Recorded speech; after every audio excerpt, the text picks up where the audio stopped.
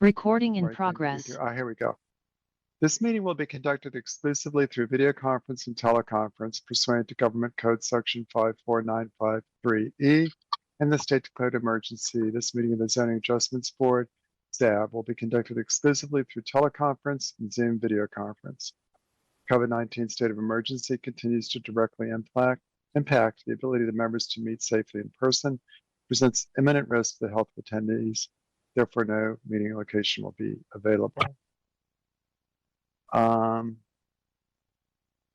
If you do not wish for your name to appear on the screen, what we've learned is you have to leave the meeting, and when you come back in, you should have an option to identify yourself as anonymous. This is perfectly acceptable.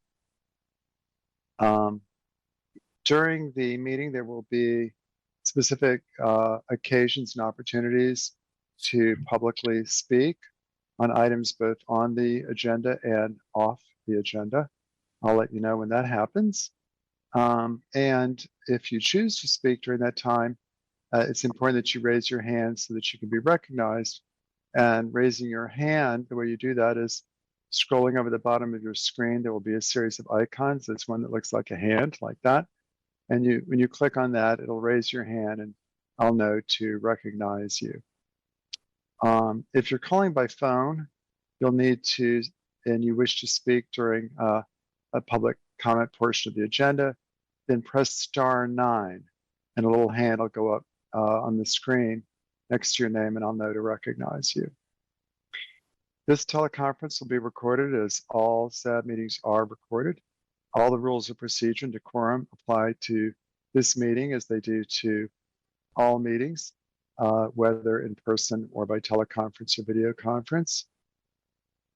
And I think those are the key matters that I need to address before we can proceed with our regular agenda, which begins with roll call. Samantha.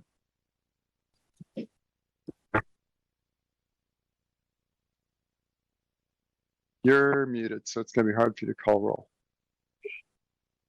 Such a good point. Okay, now I'll try that again. When I call your name, please indicate if you are present and if you have any ex parte. Board Member Trigub. Present, no ex parte. Duffy. Present, no ex parte. Gaffney. Present, no ex parte. Thompson. Present, no ex parte. Vice Chair O'Keefe. Here. Chair Khan. Present, no ex parte. Kim. Present, no ex parte. And Sanderson. Present, no ex parte. Okay, so we have a quorum, so we'll proceed with public comment on non-agenda matters.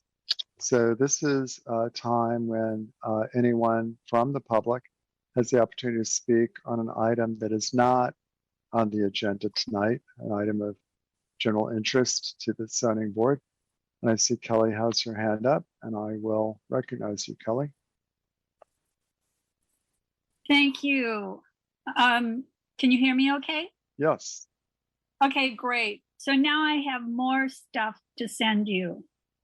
I was out for a walk this week and saw what looked like asphalt around the trees on the corner of California and University.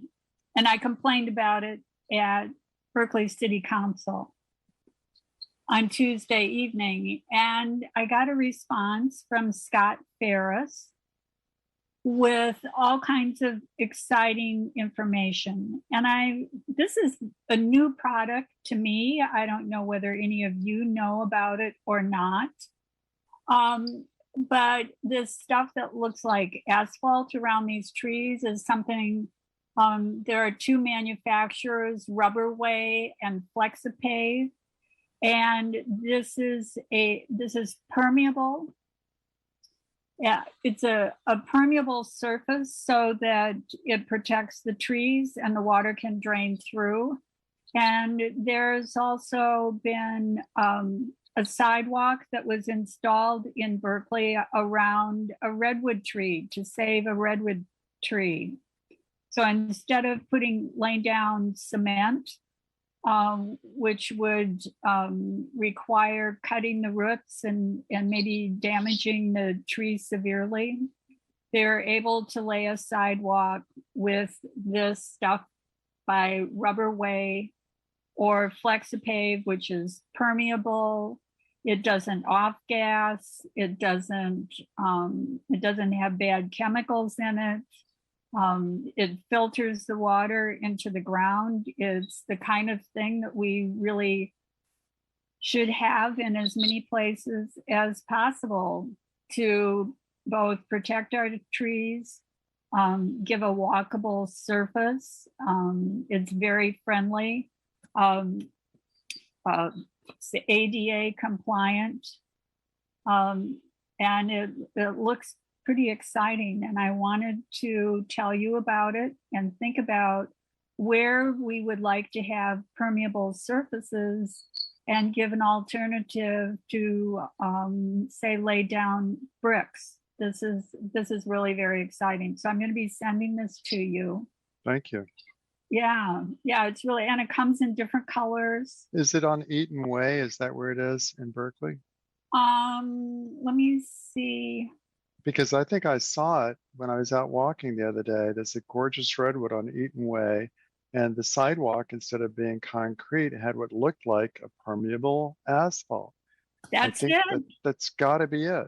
That's got to be it. Thanks for telling us about it. It's such a cool material. So you liked it? Oh, yeah. And it was also easy to on your legs when you walk on it. It gives. It's a lovely material. That's so cool. Thank you. It's lovely, and the write-up on it is really fantastic, and it lasts for a long time.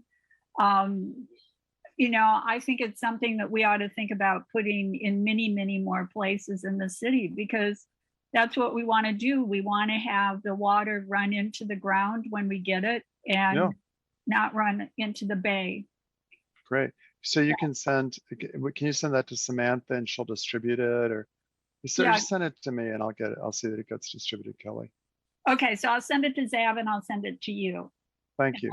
The pictures and the pamphlets and everything. Really appreciate it. Thanks. Okay, so now you got more stuff from me to read. Always happy to get it. Thank you, Kelly. Okay. Okie doke. So let me see. I think that is it for public comment on non-agenda items. I am having a little, here we go. Okay. That takes us to the consent calendar. And I'd like to include approval of the action minutes from September 8th in the consent calendar.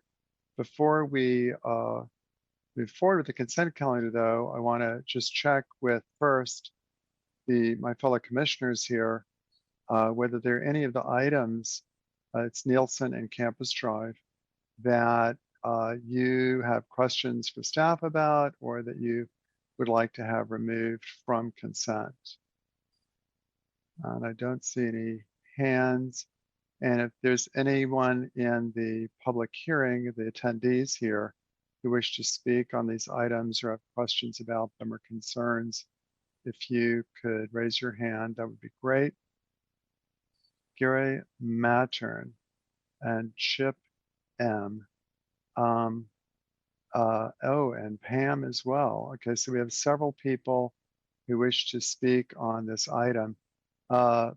Gary, I'm just gonna, I don't want you to speak about your concerns right now, but but if you can just tell me if you would like this pulled so that we can have a public hearing on it, that would be helpful to know. Yes, I would like to have a public hearing on it. Very good. That's all I need to hear, and we will do that. So, and that's on Nielsen. I assume that's on Nielsen Street. Is that right, Gary? Sorry. 605 Nielsen is the house in question. Okay. let me check with, I see 1, 2, 3, 4, 5, 6 people. Chip M, Pam, Peralta, Renee, and Malcolm. Gary, do you happen to know if those 6 people, all 7, oh my goodness, Stacy and Magdi, are these people all here to speak on Nielsen? Yes, that's correct. Okay, and Marion Bittler as well? I'm not familiar with that name. Okay, but the rest of them you are. Yes. Marion, are you here to speak on Nielsen? Yes. Okay, very good. Thank you. In that case, we will pull Nielsen from consent, and but 1436 Campus Drive will remain on consent. I would like to ask that everyone drop their hands. Put your hands down. I will call you later. Don't worry. Please put your hands down. Magdi, Malcolm, Pam, your hands are still up. Great. Pam, you're good. Okay, now, anyone who wishes to speak on Campus Drive, please raise your hand. I don't see anyone who has concerns about Campus Drive. Very good. Then we will leave Campus Drive on consent along with the action from September 2022. And, oh, Doey. Oh, thank you, Chair. I was wondering if this is the appropriate time to make a motion? Yes, very much so. Okay, motion to move along action minutes and 1436 Campus Drive. Thank you very much for the motion, Doey. Do I have a second? Second. Thank you, Igor. Trey Goob. We'll vote on the motion. Is there any discussion on the motion? Seeing none, we'll proceed with a vote. Samantha? So I'm having funny delays. Okay, so this is to approve the September 8th action minutes and the use permit for 1436 Campus Drive. Correct. Board Member Sanderson, Yes. Duffy, Yes. Thompson, Yes. Vice Chair O'Keefe is not here. Chair Khan, Yes. Kim, Yes. Gaffney, Yes, but I want to abstain from the minutes since I wasn't here. and Trigub. Yes. Okie doke. Very good. Then 1436 Campus Drive passes. Let's do the action minutes. And your use permit is approved by this body. It's subject to all of the conventional processes for finalizing. The clerk has to record it, and there is the, I think, a 10-day period after the recording for potential appeal. Otherwise, you're in good shape. Okay, with that, let's proceed with our action items. And I believe that the convention is for consent items that are pulled from consent to be heard first. So we'll proceed with the open public hearing for 605 Nielsen Street to give everyone an opportunity who came here to speak on that subject, an opportunity to speak. And we will begin, as we always do, with the staff report. Allison should be on her. There we go. Hey, Allison, welcome to tonight's hearing. Let me start this back. Okay. So, hi, I'm Allison Reiner, and spot is at 605 Nielsen Street. It's use permit CP 2021-0190 to add a 663 square foot major residential addition above 14 feet in average height, make alterations in the existing non-conforming front setback, and add an uncovered parking space in the front setback off Nielsen Street on a lot that is not conforming for lot coverage. The property is a quarter lot with primary frontage on Nielsen, and the secondary frontage is on Thousand Oaks. So the property is 5,000 square feet with an existing 2,400 square foot, 2-story single family dwelling. and a detached two-story ADU with a garage on the lower level of the ADU. The site is non-conforming for lot coverage, and the front setback is non-conforming. The lot has a coverage of 47%, where 40% is permitted. The project would remodel and expand the first and second floors of the main dwelling with cantilevered additions outside of all required setbacks. The average height of the existing dwelling would increase, but the lot coverage would not change. The bay windows on the sides of the dwelling would be removed in order to add to the footprint without further increasing the lot coverage. A new balcony off of the second floor would be in the same place as the existing entry porch in the non-conforming front setback. A basement would be added for a future junior ADU, and a mezzanine would be added to provide access to a new roof deck. So the proposed average height is 28 feet, where 28 feet is the maximum allowed without an additional AUP. 45% of the existing exterior walls would be removed, and 100% of the roof would be removed. The BMC threshold for a demolition is removal of 50% or more of the enclosing exterior walls and 50% or more of the roof. Condition of approval 12 requires verification at the time of building permit submittal that the dwelling will not be demolished, including an evaluation from a structural engineer. If during construction the building is demolished, then the applicant will be required to redesign the project and obtain new permits to conform to zoning standards. They can't continue the non-conforming if they demolish. So increased shading would be minimal, as the existing 16-foot ADU at the site would be between the addition and the dwelling and the dwellings at 600 and 608 Peralta. The addition would meet all setback requirements of the R1 district, except at the existing non-conforming front setback. The addition would not further reduce the non-conforming front setback and would not increase lot coverage and would not exceed height or story limits. Because of the project's consistency with the zoning ordinance and general plan and its minimal impact on surrounding properties, staff recommends the Zoning Adjustments Board approve the use permit. Thank you. Thank you very much. Are there any questions for Allison at this time from this commission? I see none. So I do have one question, Allison. I noticed that most of the permits that are being sought today are administrative in nature, that there's only actually one use permit that brings this before this agency tonight. Is that right? Yeah, that's because of the non-conforming lot coverage. Because of existing non-conforming lot Yeah. coverage. And just to be 100% clear, the existing non-conforming lot coverage is illegal non-conforming lot coverage. It's not that they did some illegal addition at some point in the past. No, yeah, so it's an existing non-conforming condition. Yeah, and it's, I mean, basically because they It have a just doesn't detached conform. ADU and a house, that's kind I of see. how that can happen. Oh, it's because of the ADU. Yeah, because ADU was built maybe. Wait a minute, the Yeah. ADU is counting as lot coverage? Yeah, if it's, existing and permitted.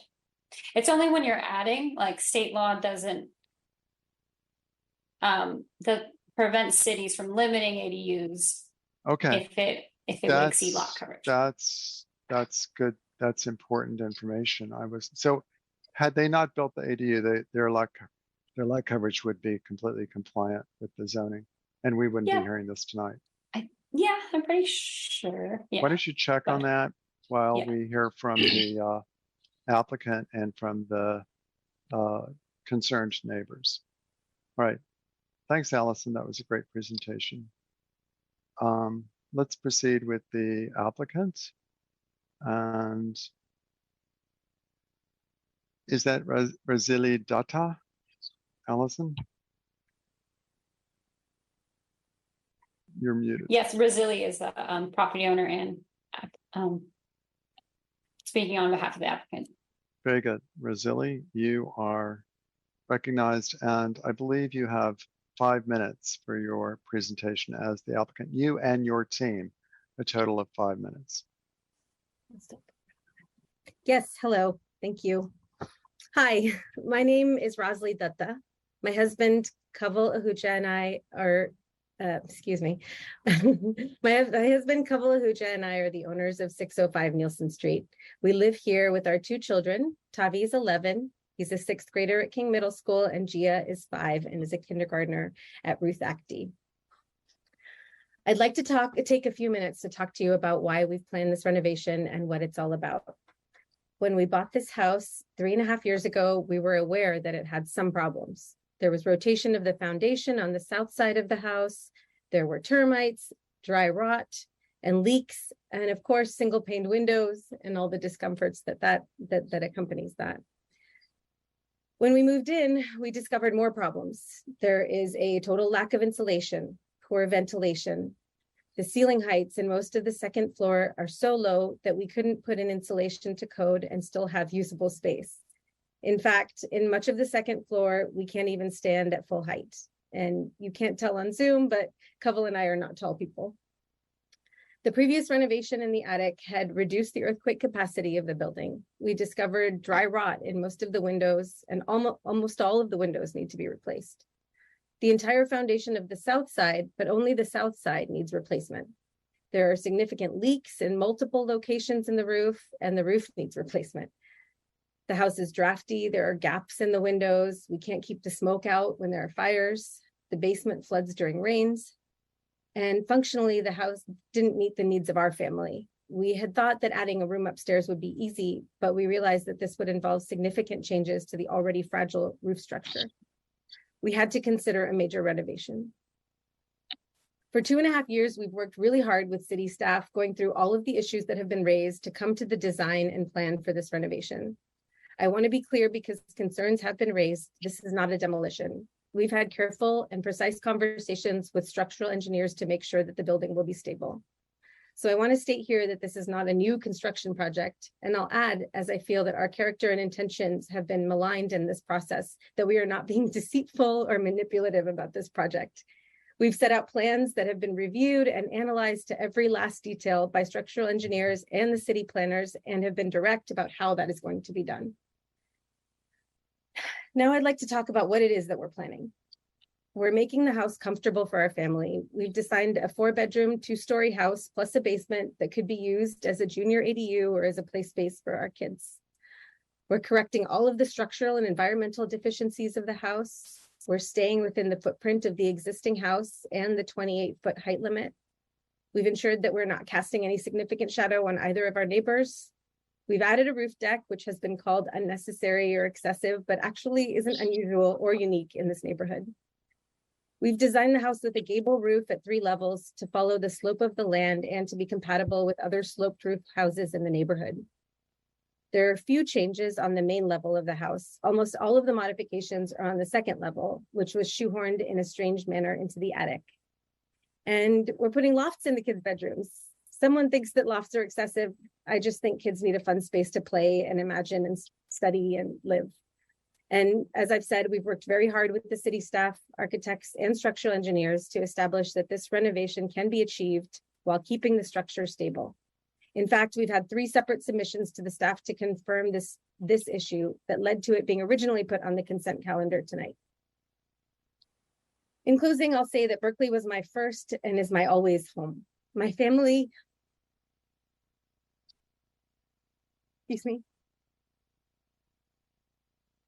my family has been here for over 50 years. I was raised here. After many years away, I came back to raise my kids here. I even dragged my husband here from Canada because I adore the Berkeley that I grew up in. In the Berkeley spirit, what we're doing is different and it is unique. And to me, that represents Berkeley in a beautiful way. We are creating a family home for ourselves, our family, our community of friends, our children, and their friends. We plan to live in this home for a long time.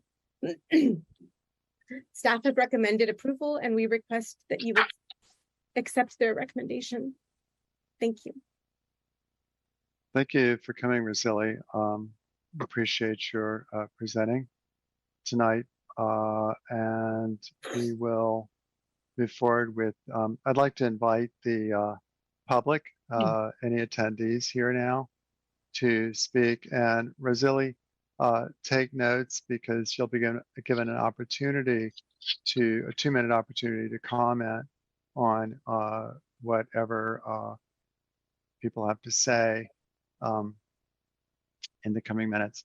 If you wish to speak on this matter, please raise your hand now. I would like to identify all the people who will be talking regarding Nielsen so that I can see how much time we will need to devote to this. I see 7, 8, 9 people. Pam, Renee, Chip, Magdi, Peralta, Stacy, Gary, Janidia, and Bittler.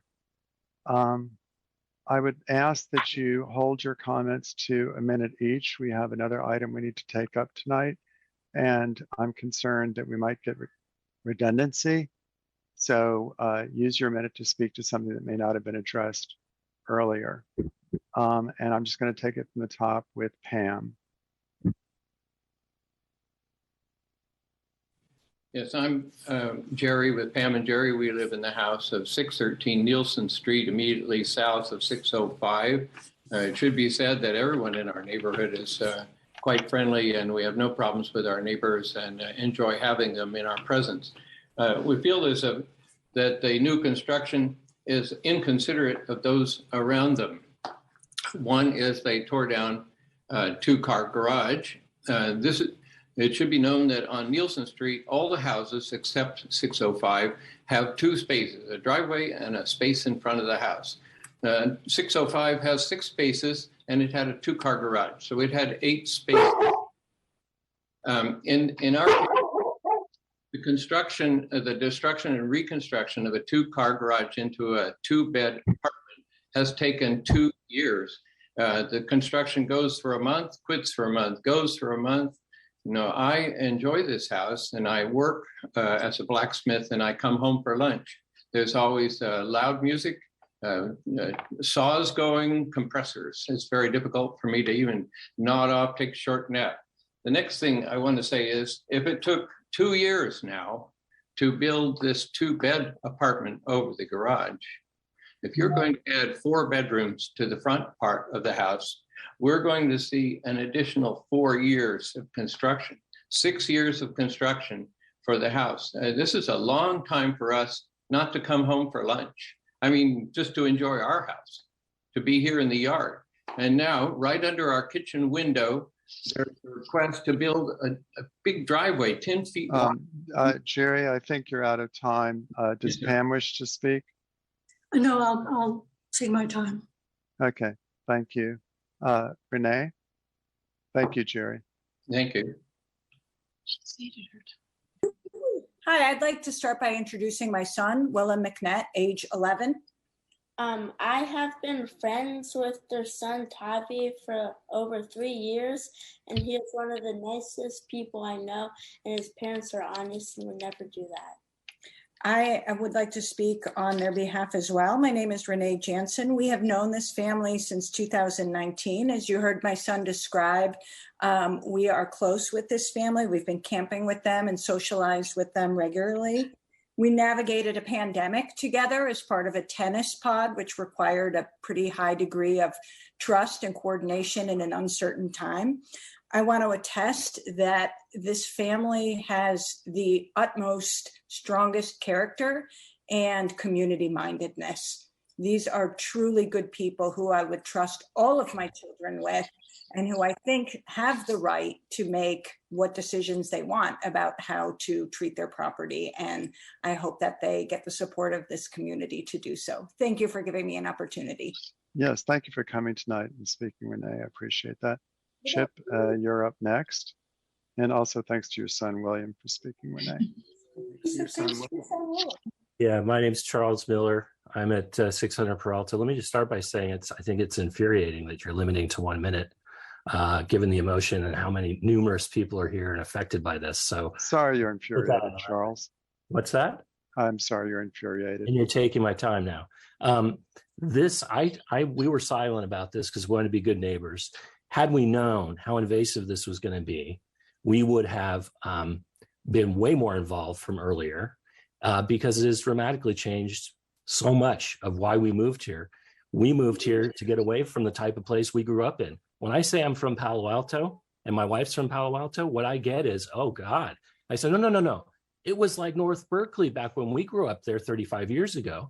The reason people say that is because of projects like this that are permeating the whole place and making it look like a place I don't want to raise my kids, which is why I'm raising them here.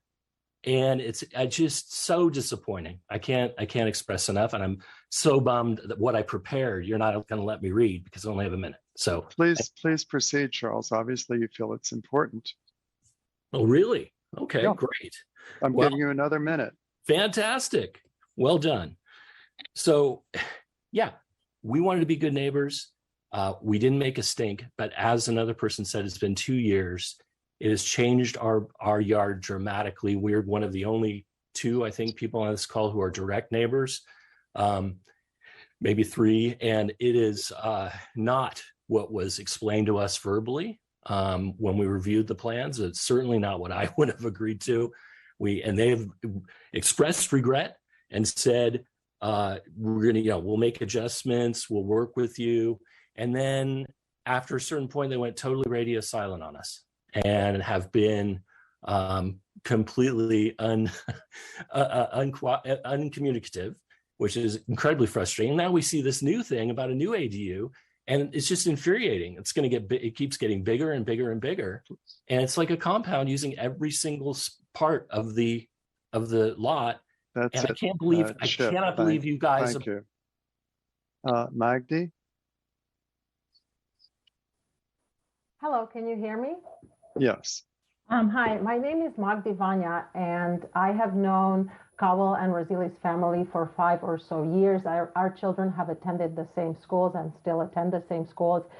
I have to tell you that this family, Cowell and Rosili, are 2 of the kindest, humblest, most reliable, trustworthy, transparent, and honest people I have ever met.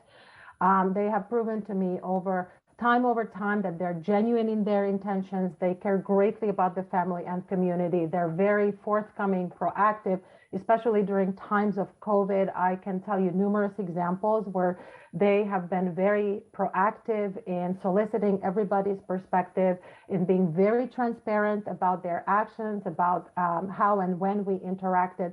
And I, really appreciate, and I'm very grateful that they have moved to this community because they bring a lot of value. And I can just reassure everyone that they are truly genuine, authentic people. And thank you for listening to my perspective. Thank you so much, Magdi, for coming. Peralta?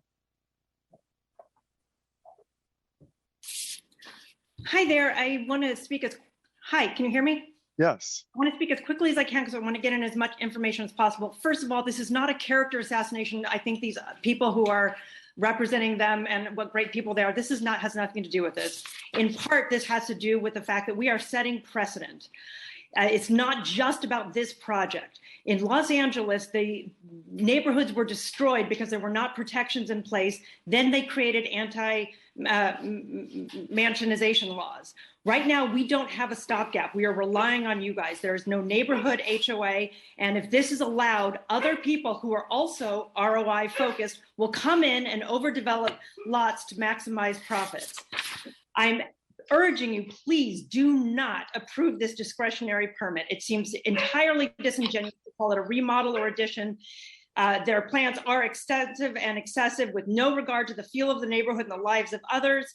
This project is what we should call it what it is. It's a new building. The ADU was presented. Stacy, you'll need to wrap it up. You're out of time. Can I have 2 more sentences? 2 more sentences. Go for it. My name's not Stacy, but the ADU was presented to us as a garage reno, and it is a second home that is shoved behind their existing home that is ill-placed, towering over, and has destroyed 3 people's backyards, quality of life, privacy, and they have not at all been willing to work with us on any front. That needs to be known. They have not at all been willing to work with paint color, trees, anything to try to mitigate the fact that they Thank you. have created a monstrosity. You said 2 sentences. That's about 5. Sorry. Gary. I understand you're enthusiastic. Gary? Hello, this is Gary Mattern, 619 Nielsen. I would like to address the fact on the 2002 general plan, the third item of policy UD24, area character. It says it regulates new construction and alterations to ensure that they are truly compatible with and where feasible reinforce the desirable design characteristics of the particular area they are in. I don't see that happening in the drawings or already the existing AUD. Can you address that for me? We will. That's in the general plan, you say, Gary? That is correct. That's yes. I will address that in my comments. We are now hearing the public. We're not supposed to speak right now, but I will address that when we have our. Thank you kindly. Thank you, Gary, for coming. Let's see. I believe Nydia, you haven't spoken. Is that correct? Yes, thank you. My name is Nydia. I live a few blocks away and I've known Rosalie for 35 years. I don't need to speak to her character, people already have, but I, concur with all of the said things. I just wanted to comment also on something that people, I don't know, as a kid, as I also grew up in the Berkeley area and, being a young family trying to raise our children in the same area that we were brought up in, it's just really difficult. So I get that the ADU seems like daunting and maybe bothersome to some of the neighbors, but for us younger generation, it's how we're able to live in the place that we grew up in and afford to live in the place we grew up in. So I just wanted to put that out there. It's really difficult for us young families in the Bay Area to stay here and not leave. So I just wanted to say that. Thank you. Thank you for coming, Nydia. I really appreciate everyone who came tonight to take your time to talk. We also have Marion. Marion, you're recognized. Hi, I also am part of the same cooperative. Is it Marianne or Marion? Marion. Okay, good. I got it right the first time. Cooperative babysitting group during the pandemic that Renee mentioned. And I'm not going to speak about their character, although I concur with everything that was said. I just want to point out that I'm sure they were just as unhappy to have it take 2 years to get their ADU built because there's supply chain issues that are hurting everyone. And I'm sure it was never their intention. And hopefully, as the supply chain issues change, the rest of the construction might be faster. Thank you for that. We have, I think, 2 people left. One of them raised their hand after I said I'll still recognize them. Malcolm, you're next, and then Nancy, and then we're going to close the hearing, the public hearing after that and talk among the commissioners. Malcolm? You're recognized, Malcolm. You need to unmute. Sorry. Can you hear me? Yes, sure can. Thank you. Okay, sorry. I'm from 600 Calouse Avenue, and I just wanted to reiterate that there's no question about the integrity of the family involved here. There's also no question about the fact that this house badly needs to be remodeled. But I think the neighbors have drawn a line in the sand here and are concerned that it's just too much. It's just too big. And really, some of these, if I refer to the development standards, some of these issues, some of these quantities that are shown, in some cases include the ADU, which incidentally is not an existing building, it's not even finished yet. But in other cases, when it looks more advantageous, ignores the ADU. For instance, the rear setback is listed as 31 foot 6 inches, when in fact it's 4 feet if you include the ADU, which is quite a large The number of bedrooms, this is a 3-bedroom ADU. Okay, can you conclude? You're out of time. And that's certainly Wrap not it up. very much done. Okay, anyway, that's all I Thanks. have to say. Thank Okay, you. very good. Thank you. And then our last person tonight, Nancy. Hi, thank you very much. I am a Berkeley resident. I live on Tacoma Avenue, which is a few blocks in the Thousand Oaks neighborhood. I just would like to point out that it is consistent with Berkeley policy and with the long-term development strategy to add housing to neighborhoods like Thousand Oaks. And what that means for families is that if you're going to add an ADU, you need to make your primary residence livable. And that is inherently going to change the character of the neighborhood. As we add more housing, the character of our neighborhood will change, but we will house more people and make housing more affordable for our neighborhoods. And I think that that is an important policy objective that really needs to take precedent to concerns over neighborhood consistency or lot size. Thank you very much. Thanks for coming, Nancy. I appreciate it. So we're going to close the public hearing now and bring it back to this commission. I certainly want to apologize to everyone who spoke tonight who wanted to speak more than a minute, but I think the points were all made that needed to be made. And Rosalie has an opportunity to respond to some of the comments. You have 2 minutes, Rosalie.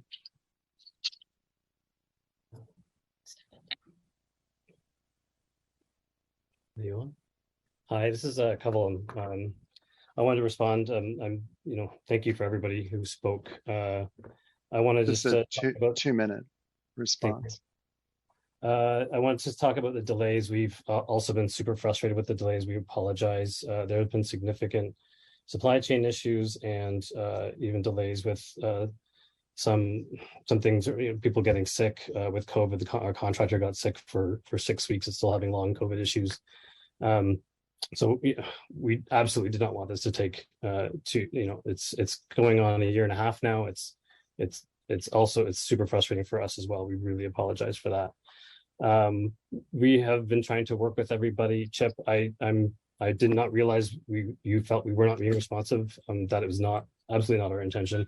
We still want to work with you to make sure we know that the building is about the same distance as the last building, but it does feel closer to your backyard, and we want to work with you to make sure that it doesn't overwhelm you. We can still whatever we can do. Paint wasn't something that we talked about with very many people, and that came up, but that's the building's now painted. During the next time we paint it, we would be happy to talk to people about it.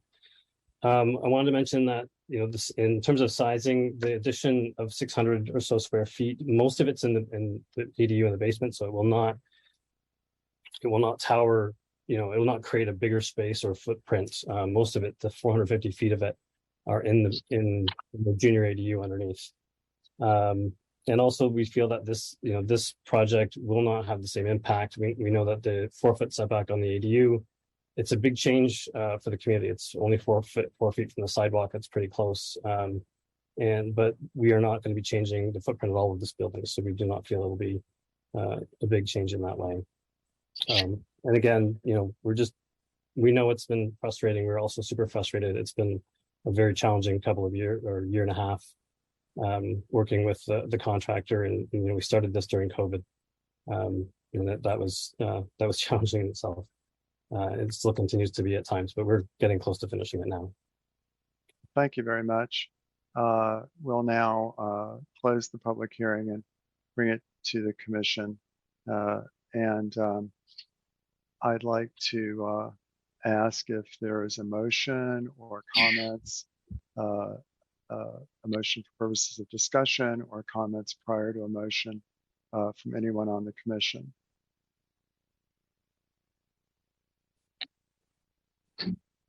Debbie?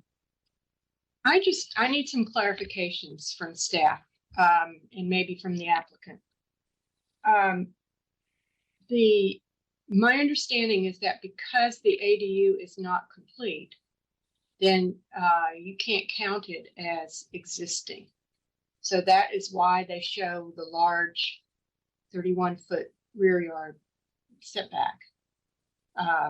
When in fact, the ADU is almost finished.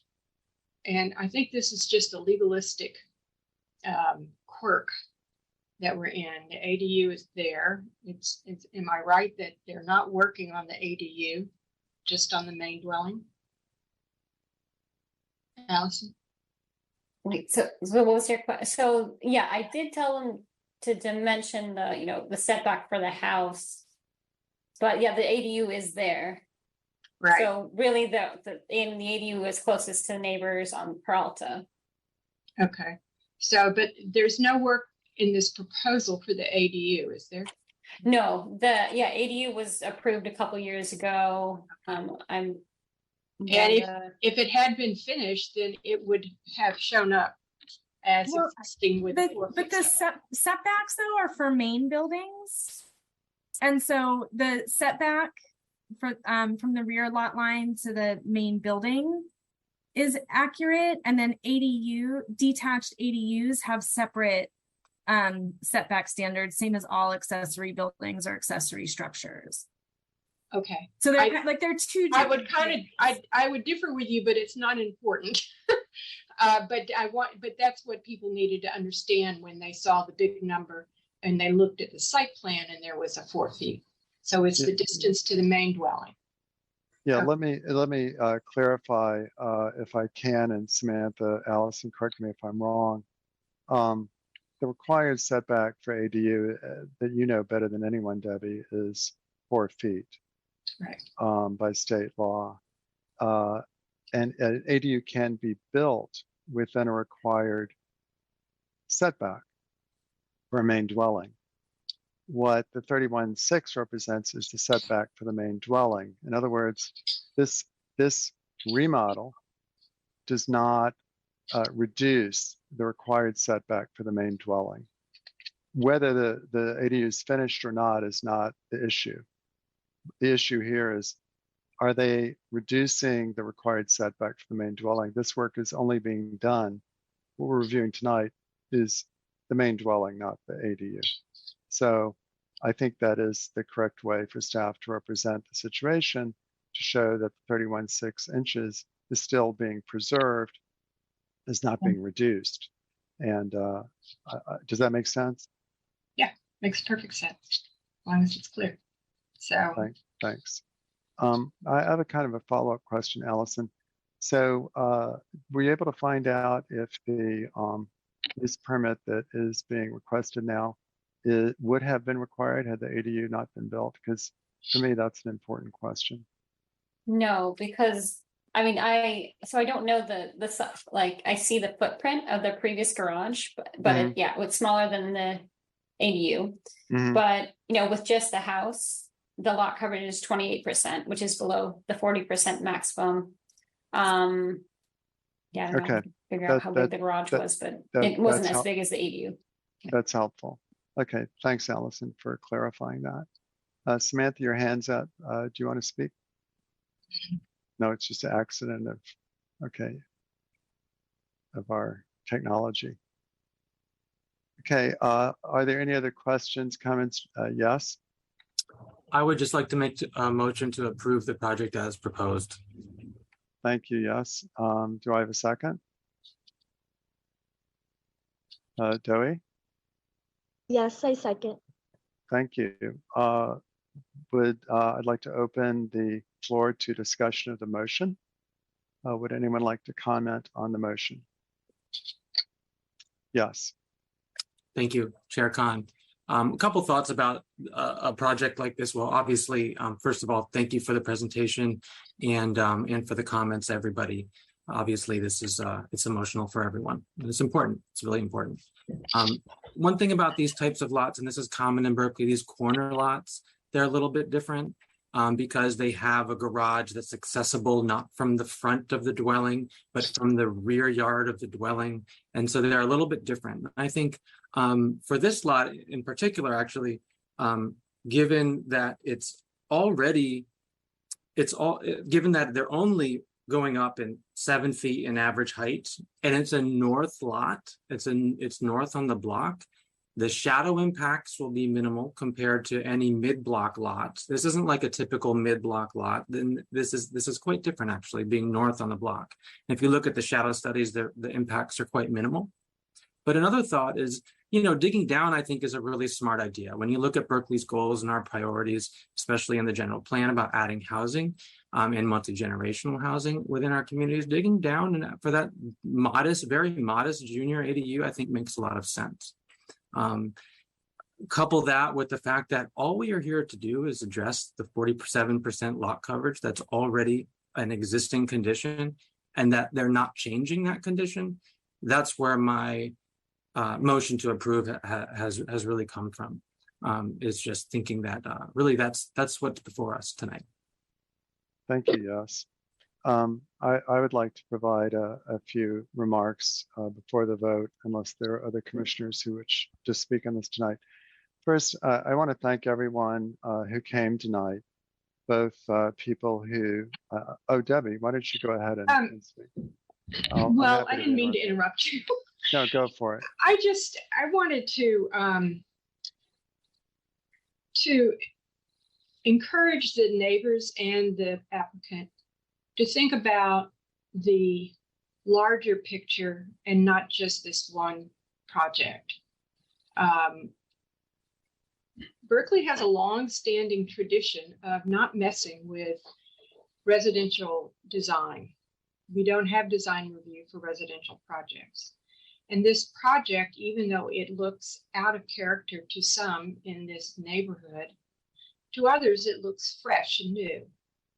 And it is a change, but I don't think it means that the whole neighborhood is going to start doing this. They could have done it already. I mean, this doesn't create any opportunities that weren't already there for everyone. So it is I know adding the ADU and discussing a junior ADU seems like a lot, and maybe an overuse of the parcel, but today that is exactly the use that we housing policy folks like to see, because we have to add a lot more people and a lot more homes to our city, and squeezing them into existing homes like the junior ADU is a very nice way to do that. So I hope that you'll be tolerant of a change in the visual impact of this property, and understand that adding the ADU and the junior ADU is what's allowed by right by state law, and it is the living pattern that we expect we will see more of over time as more young families try to figure out how the hell to raise a family in Berkeley. So you are at the beginning of a shift in attitude and a shift in state law about housing, partly because we didn't build enough for so long that we have a housing crisis. So we're digging our way out of that. One way to do that is to preserve an existing building that sounds like it has quite a few structural problems, to add an ADU and to add a junior ADU.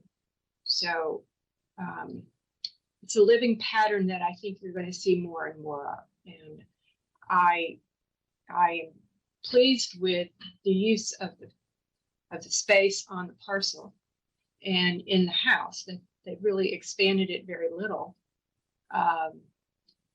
and done a lot of very needed renovation just to have the house survive. So I think it's a good plan for the neighborhood. Thanks, Debbie. Igor? Thank you so much. I wanted to associate myself with the comments made by previous speakers. I did want to thank members of the community for coming out regardless of what your perspective was. This is not specific to this project, but I'm certainly sympathetic to the length of time it may take for construction to happen. But I also just want to acknowledge that the pandemic has wreaked havoc on supply chains. And I work in solar and storage. There have been massive supply chain team delays in our industry. Certainly in the construction industry, everything from the ground up, beginning to end, has slowed down, unfortunately. And, there's a shortage of labor, there's a shortage of materials and so forth. My hope is it sounds like, should this be approved, the construction is really nearing an end, and that is encouraging. And should this be approved, I do hope that there is an opportunity for continued partnership and being able to work together. I'm sympathetic to the needs of growing families here in Berkeley as well, and I will be voting to approve this project tonight. Thank you, Igor. So yeah, I think that the other commissioners here have really expressed most of what I wanted to say. One of the things that I want to make the neighbors who came who are opposed to the project aware of is that the only reason that this is coming before this board tonight is because the ADU was previously built. Had they built this addition first, we would not have the authority to rule on the ADU. The ADU is an emergency measure. It's throughout the state of California. Everyone has the right to build one who has a private property. Every one of you who came here tonight who owns your homes could do that. And none of your neighbors, including these neighbors, would be able to stop you or even come to a public hearing to oppose you in doing that. And that's because we just haven't built enough housing for our citizens. It's driving people into terrible situations where they can't afford the rents and they're living on the streets. We have an obligation, we all do, to see that more housing is provided for our citizens. And that means we all have to take a hit. And an R1 district, traditionally, which this is a single family district where historically affluent white folks lived and were able to keep the neighborhood the way they wanted it. The council is working to change that now. You may see greater density coming up in the future. But right now it's ADUs that are allowed by the state, and they were totally within their right to build that. And we have no authority to oppose it. I feel we have no authority to oppose this modest addition to their existing home. The only reason we're even hearing it tonight is because they built an ADU previously, which we have no authority over. So I would support every one of you who came tonight. If you wanted to do an addition of a comparable character or nature on your homes, it is your right as a homeowner, and it is their right as homeowners to do what they reasonably are allowed to do by the zoning code, not the general plan. The general plan, I said, Gary, that I would speak to that, is a general plan that has general provisions for how districts should be developed. We are the Zoning Adjustments Board. We do not rule on the general plan. That's a planning commission issue, not a zoning board issue. We rule on the zoning, and this is in total conformance with the zoning of this district, and that's why I'm voting for it tonight. So I know that's not what many of you wanted to hear when you came tonight, but I want you to know that you were heard. And every one of us feels bad that we can't say, sure, we'll stop the project because you want us to. But there are also homeowners that have to be considered. And I defend their right to do what they have a right to do, the same way I would defend your right were you the ones coming before us tonight. So that's why I'll be voting for it. With that, if there are no further comments, Samantha, let's take a vote.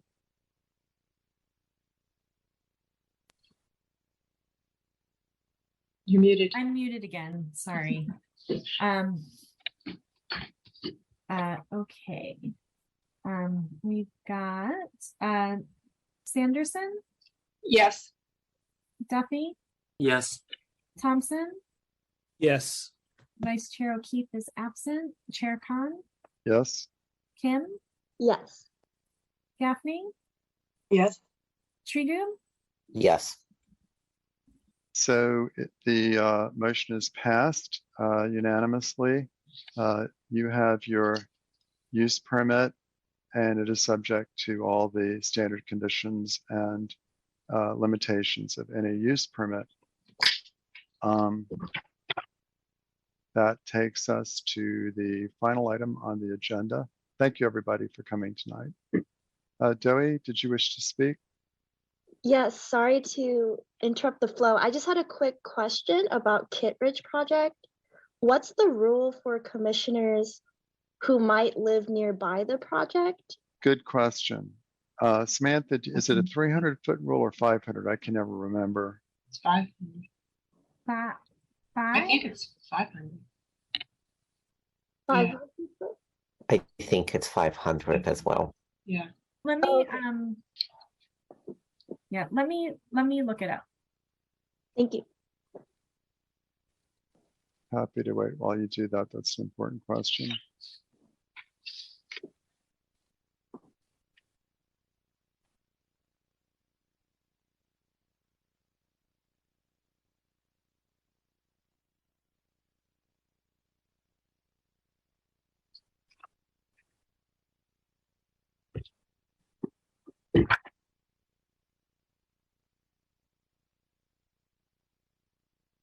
Do you know how far away you live, Dewey?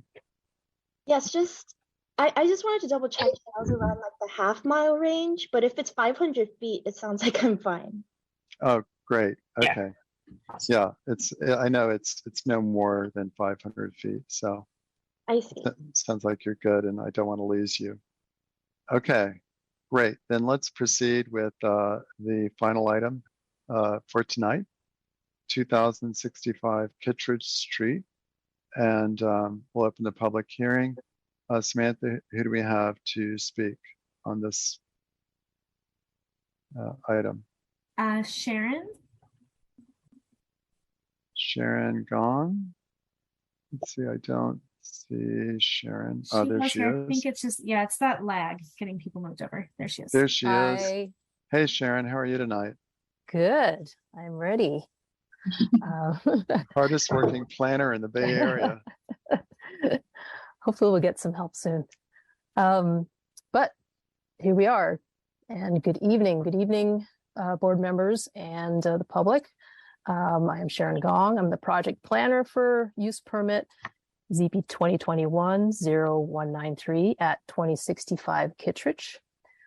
Before we begin, I'd like to point out some revisions that staff proposes to the conditions of approval document, attachment 1, exhibit A. Condition number 30, affordable housing mitigation fee, and condition number 34, the streets and open space improvement plan impact fee, would be moved from the section for the conditions to be implemented prior to issuance of the building permit to the section for implementation prior to final inspection or issuance of occupancy permit. So just a change in sections, no change in the condition itself. Content, sure. Yeah. What was the second one? Condition 34, the SOSIP fee. Oh, got it. Okay. Yep. So the two fees. Okay, great. So now I will move on, share my screen.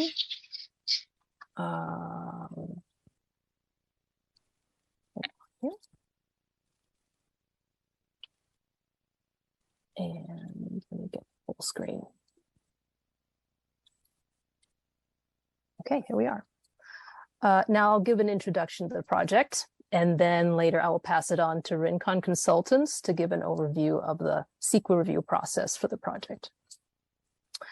So a 2065 Kittredge mixed-use project proposes to demolish portions of the existing city landmark buildings and construct an 8-story mixed-use density bonus project with 187 dwelling units, including 4 live-work units and 9 very low-income units. and approximately 5,000 square feet of commercial space. The project site is located in the CDMU Downtown Mixed Use District core sub-area on a single parcel that encompasses the city block bounded by Alston Way on the north, Harold Way on the west, Kittredge Street on the south, and Shattuck Avenue on the east. The parcel is subdivided into 3 condominium units, A, B, and C. The project site, Unit B, is defined by the Unit B unit footprint, and it's shown in the hatched area in this image here. In the vicinity to the site's north is the parking garage and other commercial buildings. To the west is Dharma College complex. To the south is the Central Public Library. And to the east, sharing the same block as the project site, Unit B, are the units A and C of the parcel, which are the Shattuck Hotel, Hotel Shattuck Plaza, retail and apartments, and the former Shattuck Cinemas. Building heights in the immediate vicinity are 2 to 5 stories in range, with Shattuck Hotel at 5 stories. Further north on Shattuck at Center Street are commercial buildings that reach up to 16 stories. The block parcel is currently occupied by the city landmark Shattuck Hotel, which has 4 main components. The original hotel building that was constructed in 1910, the 1913 hotel expansion and Hinks department store addition facing Shattuck and Kittredge, the 1926 Hinks expansion facing Kittredge and Harold, and the 1959 Hinks addition facing Harold Way and Alston Way. The project proposes to demolish the Unit B space, which is shown here with the red outline, including the 1959 edition, the 1926 edition, and portion of the 1913 edition. These areas are currently occupied by spaces that previously housed the Habitat's Children Museum and part of the Shattuck Cinemas up here. And they are both now vacant. I should say now that entitlements were previously obtained for a similar project boundary in 2015 under the address 2211 Harold Way to demolish the historic structures and construct an 18-story, 302-unit mixed-use building, which included commercial space and a movie theater. Building permits were never obtained for that project, and the use permit expired in January 2020. The current project, 2065 Kittredge, proposes to construct an 8-story mixed-use building with the following main components: 183 dwelling units, 41 studios, that's including 41 studios, 31 bedroom, 101 2-bedroom, and 11 3-bedroom units. 4 live-work units, nearly 5,000 square feet of ground floor commercial space, nearly 12,000 square feet of usable open space in 2 ground floor public plazas off of Kittredge and Alston, and a 7th floor roof deck, and 43 parking spaces. The project qualifies for a state density bonus by providing 9 very low income units and adding 24 bonus units to the 163 base project for a total of 187 units in the final project. They request a concession to reduce the usable open space requirement and request waivers for the height, setbacks, commercial parking, and the amount of landscaped usable open space. Because the project proposes substantial impact to a city landmark, it was referred to the Design Review Committee by the Landmarks Preservation Commission and was reviewed by the LPC for the demolition referral to the ZAB and for a structural alteration permit. The LPC approved both in August of this year. The project is also subject to an environmental review under CEQA because of the proposed impact to historic resources on the site. Now, at this point, I'm going to hand it over to Katie Green of Rincon Consultants to talk about the CEQA review process and the EIR addendum. Thank you, Sharon.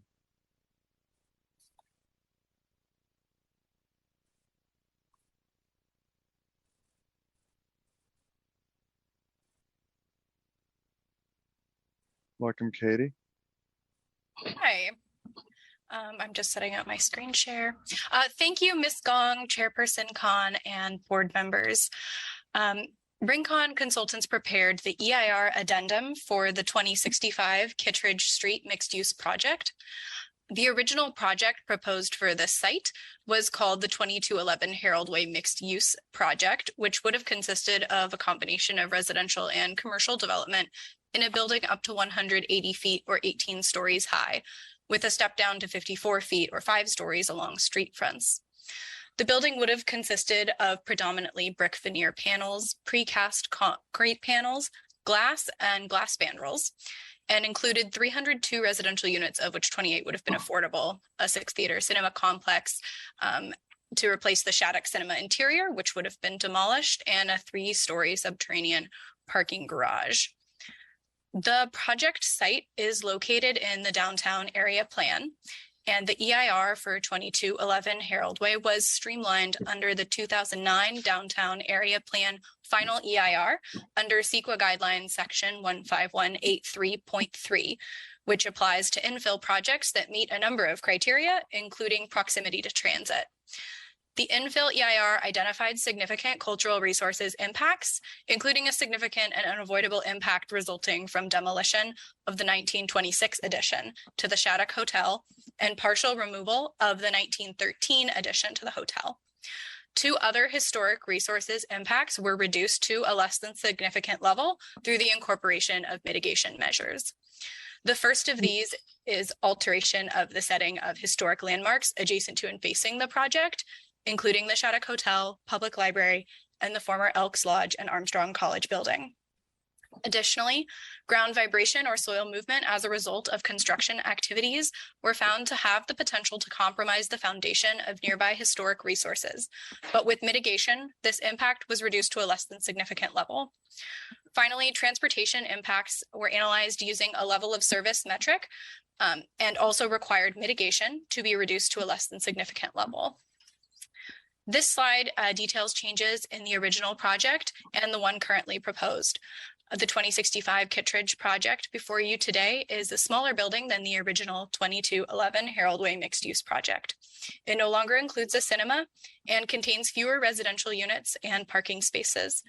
The building is shorter and construction would involve less excavation, since the subterranean parking garage would be 1 level instead of 3. The design of the building has also been updated to be more consistent with the downtown Berkeley design guidelines. Pursuant to section 15164 of the CEQA guidelines, an addendum to a previously certified EIR can be prepared if some changes to the project have occurred. An addendum can only be prepared, however, if substantial changes that may cause a new or substantially more severe impact have not occurred.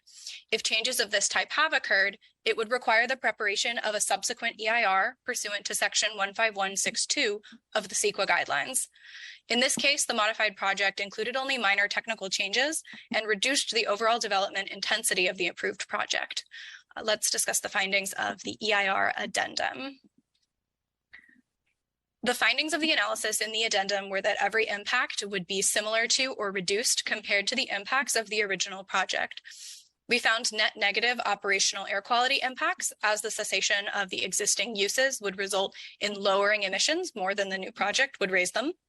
The analysis in the addendum also results in the removal of some cultural resources mitigation due to modifications in the building's design, which reduced the potentially significant impacts found in the prior EIR.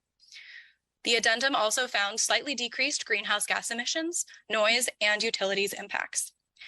The prior EIR did not use the vehicle miles traveled methodology for transportation impact analysis.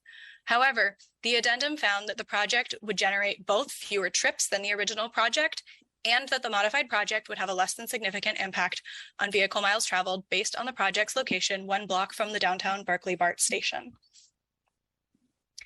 This slide summarizes changes to the cultural resources mitigation measures from the Mitigation Monitoring and Reporting Program associated with the prior EIR. Mitigation measures CR1A through CR1D would remain required, as the modified project, similar to the original project, would demolish and partially remove the Shattuck Hotel, a historical resource. Mitigation measures CR2A through CR2C would not be required, as the modified project design has been updated to include changes to the original project that respond to the design-related mitigation measures included in the certified final EIR to address impacts to the Shattuck Hotel and the setting of historic landmarks adjacent to the project. Mitigation measure CR4A through C would continue to be required, as construction of the project may still produce ground vibration or soil movement at the foundation of nearby historical resources, which could affect those resources' structural stability. Now I'll hand it back to Ms. Gong to wrap up. Great, thanks, Katie. So I'll just note a couple more points and then we'll conclude. The project, you've heard me say this a lot lately, but I know it's true of this project as well. The project is eligible for approval according to the State Housing Accountability Act, or HAA, pursuant to the HAA. Because the project is compliant with all objective general plan and zoning standards, it can't be denied, nor can the density be reduced unless findings can be made that the project would cause specific adverse impact that cannot be feasibly mitigated. The project is also eligible for Senate Bill 330 streamlined review, and this meeting is the 4th out of the 5 public meetings that the city can hold for review and decision on the project, with the last public hearing reserved for a potential appeal to council. Now that concludes staff's presentation, and we can take any questions that you have. Thank you very much, Sharon and Katie. I see Igor has a question. Thank you so much for the detailed presentation. I may be the only remaining board member here who was around during the last project. I don't think Vice Chair O'Keefe is present tonight. So on the theater, I actually can't recall. Is it that the theater is still in existence, but the footprint, no. So the theater has been relocated or has ceased operations. Yeah. Can you expound on that? And I noticed that the footprint of the alterations being proposed has changed. Could you just speak to that change as well? Sure. I think that is correct. The Shattuck Cinemas has ceased operations, but the facility is still there. That is, the theaters are still in place. The difference in the project boundaries, I believe that this current project boundary line has pulled back from the Shattuck Cinema facility at the area back to, I'm not sure how much, maybe 10 or 15 feet or something like that. So it's a smaller footprint than the previous project in that area. But otherwise, the other boundaries of the project are pretty much the same. Thank you. And just even though you've said it and it's in the report, but I just wanted to make sure that demolition of the theaters is not being proposed in this rendition of the project, correct? I believe that a portion of the theater facilities are being demolished and replaced with the underground garage. I see. Okay. Yes. Thank you.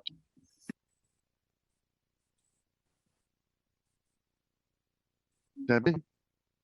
Okay. I have a couple of questions. First, the terrace at ground level on the north side of the building, there it's adjacent to a commercial space that is labeled coffee shop. And the public space, it shows, if you look at A1 111.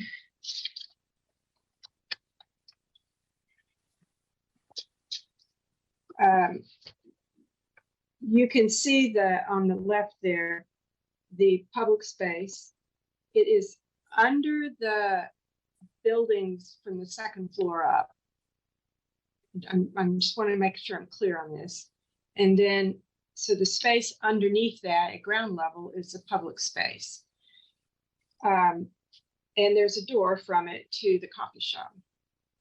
I wanted to be sure, and maybe we add a condition of approval, that that space remain public and not be treated as if it's part of the coffee shop. I wandered downtown Berkeley many times looking for a nice place to sit with my lunch and kept getting shooed away from the place next to the library. So I think this is a wonderful addition to downtown Berkeley, to have a little space that's covered where people can sit and eat their lunch or just go and chat. So I wanted just to be very clear that that is public space and it cannot be claimed to be part of the coffee shop. Is there a question in your comment here? Oh, I just wanted to be sure that I was right, that that is public space and not part of the coffee shop. Sharon, can you respond to that? Yes. So yes, that is meant to be public space and publicly accessible. And it contributes to the privately owned public open space in the project. So, but I think you do raise a good point where you may wish to condition it so that that space doesn't ever get taken up by the coffee shop operations. Okay. The other question I had is that I noticed that the second through seventh floor cross the property line a little bit on the Harold Way side. I didn't see any mention of an encroachment permit. And let me see what page that was on. Also A11. So is there some, it makes the front of the building much more interesting. It has a slight bend to it, which I like. But I'm curious that there's no encroachment permit. There would be an encroachment permit. They would have to apply for encroachment permit from Public Works. Yeah. Okay, cool. Mm-hmm. Thank you. Thanks. Just to be completely clear, I'm looking at sheet A1004, Debbie, and the area that you were addressing in your original comment that Sharon confirmed is public space. Can you identify it where it is on that sheet, just so we're all on the same page literally here? It's the piece at the northwest corner adjacent to Alston Way. I think that certainly could work. That's plan level 1 of the proposed. Yeah. A1-111. If you can Yes. find that. Yeah. I looked at that page a lot.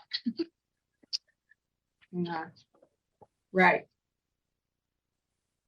So it's the piece on the left-hand side adjacent to Alston Way. Are you asking me a question? Yeah, if we're going, I mean, it sounds like there may be a condition placed on the, if there's a motion tonight, placed in the motion. I just wanted I wanted all the commissioners to be clear about the area of your concern. Yeah, that's it, right there. So it's along Alston Way, or is it? Yes, Harold? it fronts on Alston Way. It's on the corner of Alston and Harold. And the building is recessed at ground level, but from the second floor to the 7th floor, the building protrudes over that space. I get you. So what you're saying is that the space which on this sheet is identified as outdoor space, parenthetically open to the public, you just want to confirm that will be open to the public in perpetuity for the zoning. Okay, very good. Thank you. I just wanted to be clear so that we were all, literally, on the same page. Okay. Thank you for that. Anyone else from this commission with questions for Sharon or for Katie? Okay, very good. Well, thank you both for your presentations. We'll now bring it back to the attendees, to the applicant. And I see that William Schrader is here as well as Mohammed Mohsen. I assume that you would like to have a chance to speak, and you have your 5 minutes. Is there anyone else from your team, Bill, that you'd like to have here tonight? No, it's just Mohammed and I, although we do have a full complement of folks if there's any direct, any questions that he and I can't answer. Very good, thank you. Okay, are you ready for us to get going? I don't see a timer up there, but I can keep track. Yes, so please proceed. You have your 5 minutes. Okay, thank you. So in the spirit of being efficient, I'm just going to. You have your 5 minutes as soon as your audio is working. Oh. I don't hear you. Oh, it should be. I hear you. I hear you. Test. I hear you. We can hear you. Charles, can you hear us? Bill? Charles, can you hear me? Give it a shot. Okay. We seem to have we are having some technical difficulties. Okay. Here, Bill. I don't know why. You might try calling in on your cell phone. Oh. Can everybody else hear me? We can all hear. I can hear I'm you. the one who can't hear. Chair, I think it's you. I'm the only one who can't hear? Correct. Yeah. That's crazy. I can hear you now, so go ahead. Okay, no problem. Again, in the spirit of being efficient, I'm just going to spend about 30 seconds and I'm going to pass the baton over to Mohammed, and he's going to give you a full presentation on the project.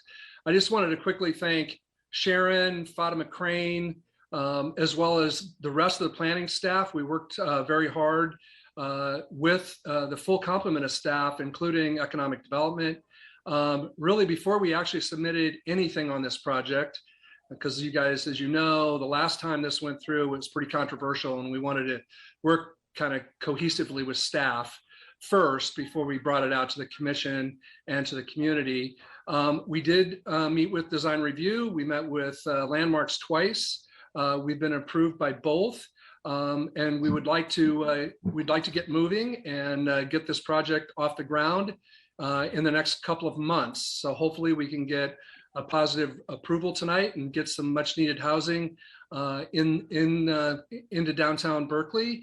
And we're excited about the project. We really tried hard to meet a lot of different people's interests and perspectives on this project, given its location and the historic nature of kind of this block, which has been stated by Sharon. We've got the post office is historic, certainly the hotel's historic, and some of the Dartmouth College buildings are historic, as well as our downtown library.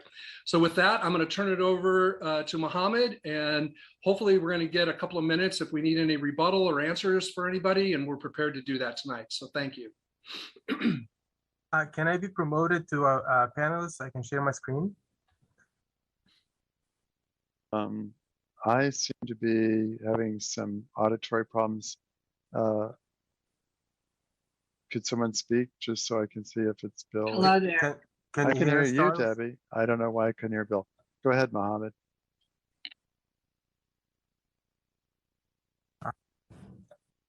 Great. Can you all see my screen? Yes. Very good. Okay. So I'm going to do a quick overview, touch on a few aspects, and address some of the comments that we've received and the conditions we got from our last LPC meeting. This is our ground level. You can see highlighted in orange. That's all the commercial space that we have provided.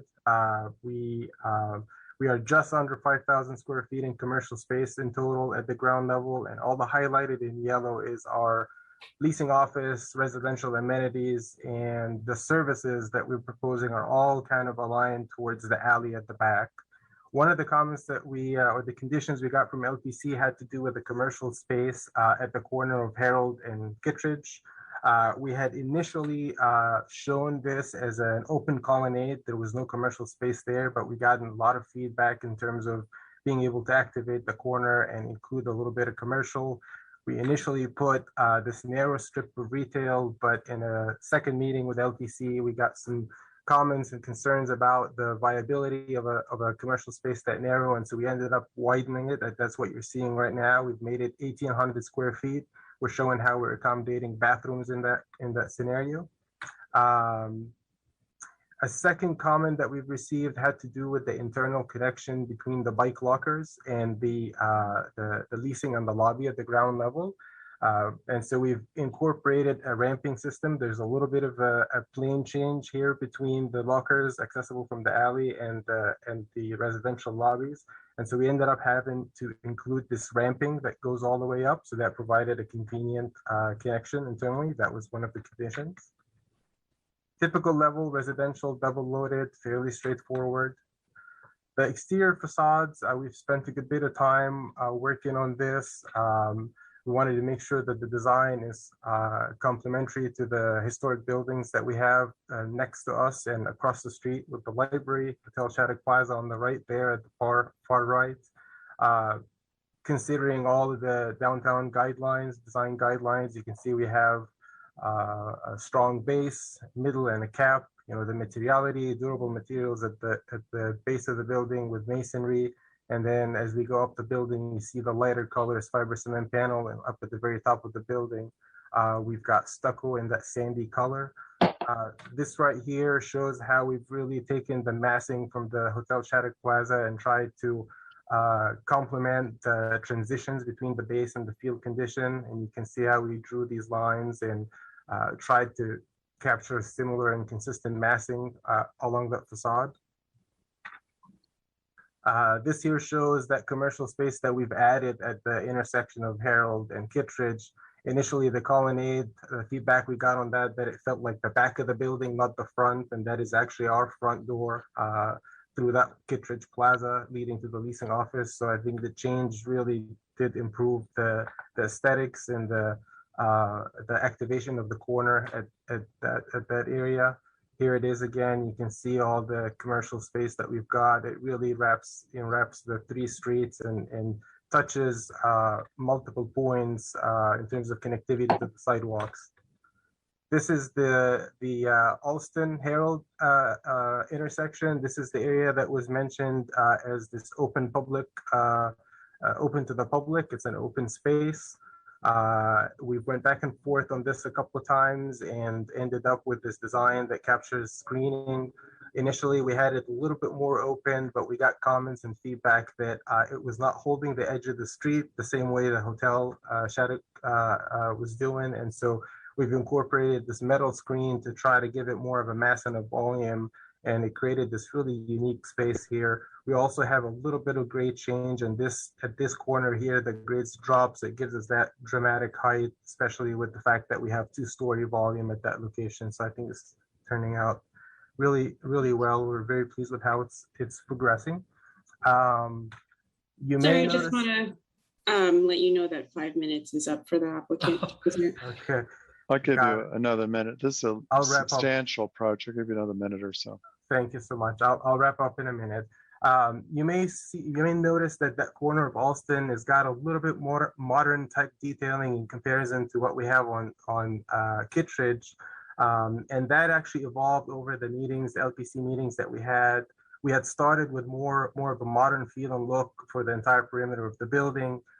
We were encouraged to look at something that's a little bit more formal on the Kittredge facade, just given the proximity to the library and the hotel. And that's where you're seeing the red here is the facade that we were looking at Kittredge. And that ended up being a little more symmetrical, a little bit more organized in terms of window patterns. And then we've taken this large or the long facade along Herald to transition from that more formal design and detailing to something that is a little bit more modern. That came up in our LPC meetings, and we were encouraged to look at it, just given the size of the building, to look at it potentially as slightly different styling between the two sides. And so we've captured that in the development of the schemes. The third comment that we got had to do with the plaza, and so we have really worked with the committee on this one. Initially, we got feedback about how the plaza felt disconnected from the sidewalks. We had a little bit of grade challenges, so we had some steps and we had big planters to hold the edge. But along the way, we were able to work on basically warping the plaza a little bit so that it does connect to the sidewalks and follows the grade. So it really opens it up and makes it more inviting. And you can see some of the features that we've got there with the pebble seating and some of the outdoor seating that will be right outside that commercial space that we added. Just last thing to show you, there was discussions about the detailing and the articulation and improving the overall feel for the plaza area. And this is obviously not the colors we're proposing, but we took the same detailing that we have here, and we've kind of wrapped that around the entire perimeter. And so you can see on the Herald facade, there's just a lot of the same detailing and articulation related to the brick pilasters, the overhangs and the awnings over the live work units. And it really helps break up the facade and strengthen the base all the way up to the Alston corner. We had originally not included any live work units, and the facade looked something like this. And we got feedback from economic development and staff that we needed to break it up a little bit more. We needed to connect to the sidewalk and activate it. And I think where we're headed with that is turning out to be a much better approach. With that, I've got all the drawings that you have in your packet. I've got the model. I'm happy to spin around, answer any questions, get into any aspects of the project in a lot more detail. I appreciate you giving me an extra couple of minutes. Thank you very much. Yeah, thank you, Mohammed. It's a major project for the city in terms of its size. It's much larger than what we typically see, and I think it merits for this commission an additional minute or two to understand exactly what you're doing. Any questions for the applicant from this panel? Don't see any hands raised. I think then, oh, Debbie. Yeah, it takes me a while to scroll over to the hand to raise it. I just had one question. On the Harold Way side, there is one bedroom, one unit that's not a live work unit. And I'm just curious as to why you put one dwelling unit there and not more commercial. So in your drawing at the bottom right corner, there's a dwelling unit at ground level. Yep. And it's kind of odd to have a dwelling unit at ground level. I know that the downtown area plan lets you do that if you're not on a major street. But I'm just curious as to why you didn't just make that commercial. Yeah, I'm happy to jump in and answer that. So when we started, in order to get the density in, we actually had a lot more units on the ground level. The way this was really configured, it was leasing office, entry area right here, fitness, and then we had units all along Herald. And we did have a commercial space at the Alston facade. That was always in to start with. When we started the conversations with staffing and started to get feedback, we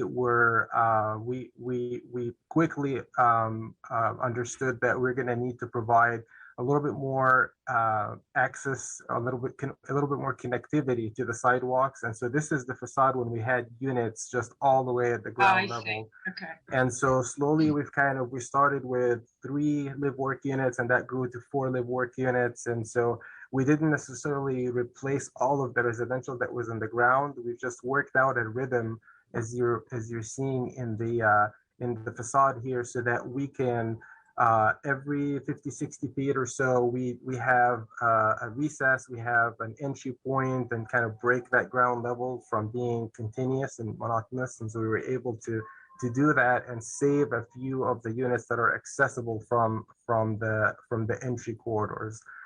All of these live work units, as well as the 2 units that I highlighted here, they're all accessible from the internal corridor that is connected to the lobby. The 4 live work units have their own entries from Herald as well, and that connects directly into the commercial component of the live work unit. Okay, thank you. Of course.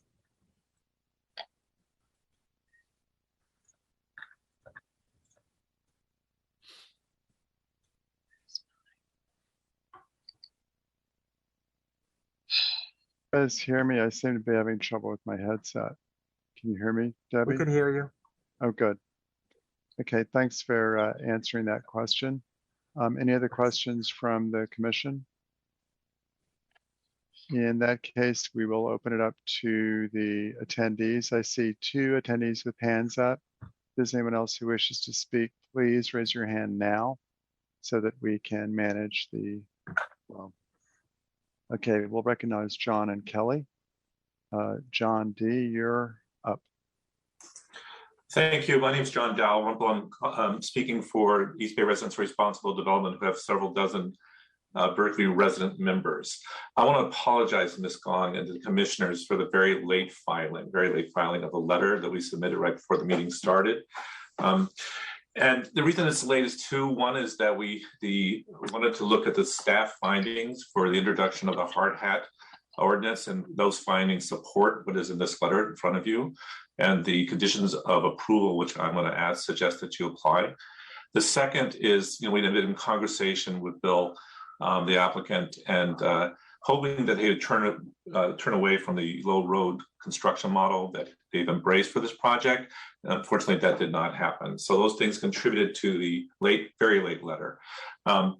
This project is inconsistent with the city's construction workforce goals and is inconsistent with the workforce and economic requirements of the general plan and downtown area plan. The zoning code mandates that use permits for housing projects developed within the city cannot be approved if they are detrimental to the health, safety, peace, morals, comfort, or general welfare of the city and its residents, workers, and visitors to the surrounding neighborhood. And this certainly is inconsistent and would cause detrimental impacts on residents and on the construction workforce. I'll give you one quick example. Construction workers are 4 times less likely to be insured. The business model that this developer has embraced is open shop. It'll be bidding to non-signatory contractors, but regardless if they're union or non-union, these contractors have a practice in this city of providing healthcare benefits, which case the workers and their families go to your public health department to gain the kind of healthcare coverage that they need. This project will also not have apprentices on the project, which means that we're not training the workforce we need to build the kind of housing that we must have. So I suggest you put 2 conditions on this project. 1, to require that they have healthcare coverage for the construction workforce, and 2, that apprentices be employed in the construction of the project. Thank you very much for your time.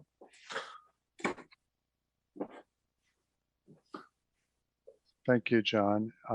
We have Kelly.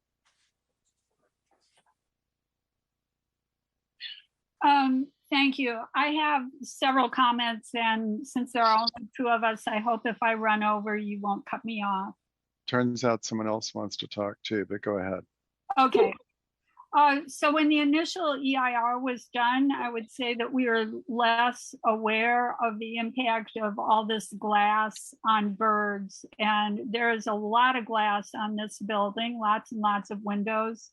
And that should make ordering bird-safe glass throughout the building much easier for this development. And I would ask that we make it 100, 100, 100.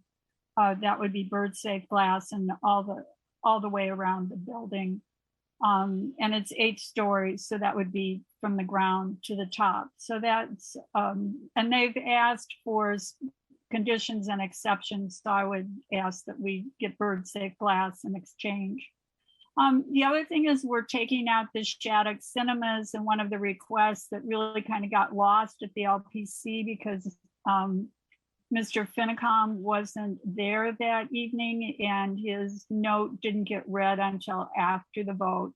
And he made a request that before the wrecking ball goes to the building, that there be pictures taken of the murals in the Shattuck cinemas. And though they don't truly qualify as landmarking, since we don't landmark the interior of buildings, this could be a very nice decorative thing, like in one of their rooms or something with the building, because they're just fabulous murals in there.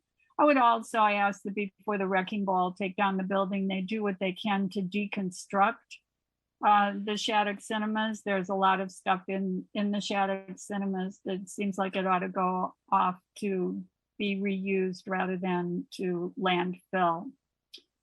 The other thing I wanted to mention is we have this wall of black stucco, and as I talked about at the design review committee, and we'll be sending you a note on this, according to the local hazard mitigation plan, in terms of dealing with extreme heat events in the future, that an abundance of hard, dark surfaces, such as buildings and walls in this case, will exacerbate urban heat island effect. And so I've noticed in one of the other buildings that Mr. Schrader has done, he put black on the top of the building, black stucco, which is really the opposite of what we should be doing as we're planning for a resilient future to cope with extreme heat events. And according to the local hazard mitigation plan, we can expect a lot of those. Besides that, the black is just dreary. Can you wrap it up, Kelly? Yeah, so it would be nice to have something that is just a lighter color that is more pleasant for people to look at than just a black wall that's going to absorb heat.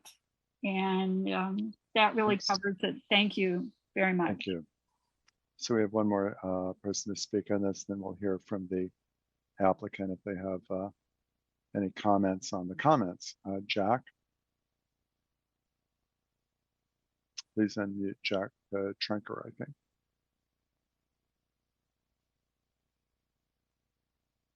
You're still muted, Jack.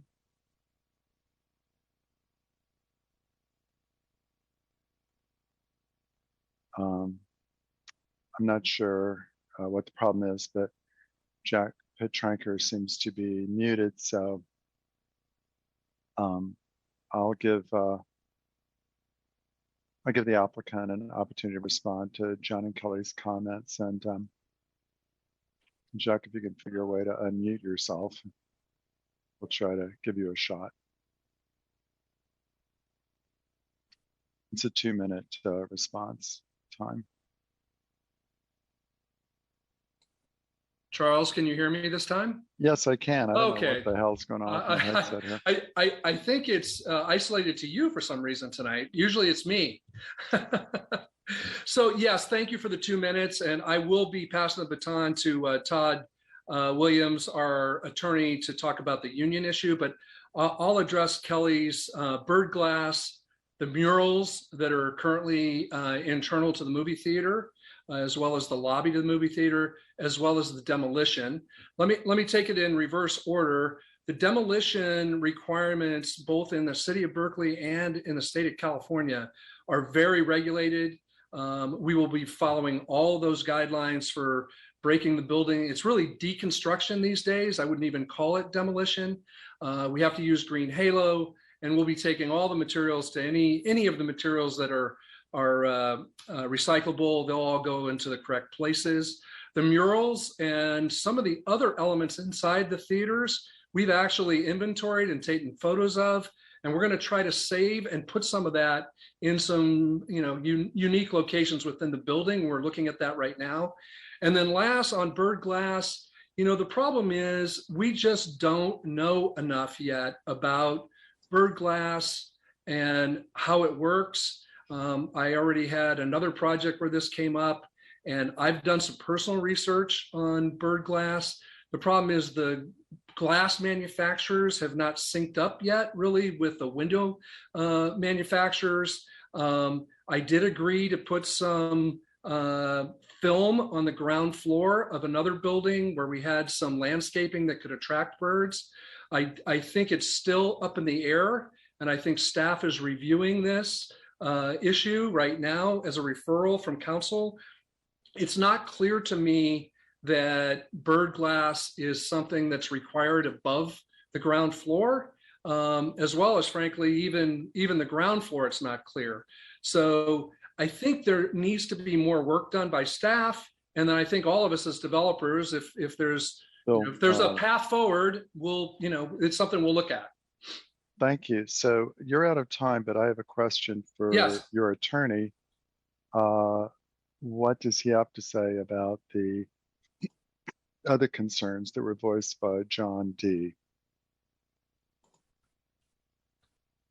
regarding apprentice and healthcare coverage. Todd? Think you might need to promote him. Todd Williams? Yep. Yes. He's promoted now. There we go. Yep. Well, I could hear you, but then you disappeared. You're muted, Todd. There you go. Okay, I'll be very brief. I would just say we have not seen the letter that was submitted late. We've been asking for any correspondence all day. So clearly this came in maybe even after the hearing started. I don't know. But to the request to add 2 conditions regarding providing healthcare coverage and apprentices, we don't think that that's a requirement that could be legally mandated for this project, given the very broad policies as the staff report clearly sets out. There is no basis in the record to support a finding that this project would result in any public health and safety issues related to the HAA or any other law. So we don't think there's a legal basis to support adding those 2 proposed conditions. Okay. And then Charles, if I could just add kind of a broader perspective. I know John personally. I've had lunch and breakfast with him. I've worked with him on another project outside of Berkeley, so I know him. We have been building, we being many developers in Berkeley, have been building open shop for really since the downtown plan was put in place. And every project that I have built in town has resulted in somewhere between 40 and 60% union anyway, as an open shop. And so I understand the unions would like to have an Bill, I don't think union or non-union is our prerogative. Okay, thank you. To address. So, I mean, were it so, but it's not in the zoning code. So I really don't think it's a relevant issue. Thank you. Jack Petranker has finally become unmuted. Jack, I'm going to give you your 2 minutes in court. Yeah, I apologize for that. Totally my problem. Just 2 things that I just want to be clear about. If I understand correctly, the commercial development is along Kittredge, the live work units are along Herald. I just want to confirm that. Yes, except that live work is in the Berkeley code considered a commercial use, John, Jack, just for nomenclature. And the other question I have, let me explain that I'm with the Dharma College Mangalam Research Center units that'll be across the way. So I'm concerned about Herald Way and if there's been any discussion or where things stand right now. And in the drawings, it looks like it's basically going to stay unaffected. There had been some discussion about closing it and stuff. Closing it. So I'd like to hear where that's not part of, to my knowledge, that's not part of this application. Okay, that's it. Thanks. Okay, thanks, Jack. With that, I would like to close the public hearing and bring it back to this commission. I see Sharon has her hand up. I'd like to give you an opportunity to speak, Sharon. Yes, thank you, Chair Khan. It's been brought to my attention that there has been an addition to the changes in the conditions document. So condition number 29, which is the % for public art fee, will also propose to be moved from the implementation before building permit approval to the certificate of occupancy section. Very good. So any motion tonight, it's sufficient to say that the conditions will be adjusted as advocated for by staff at tonight's hearing. Thank you. Very good. I would like then to bring it again back to this commission. I see Igor, you have your hand up, and then Debbie.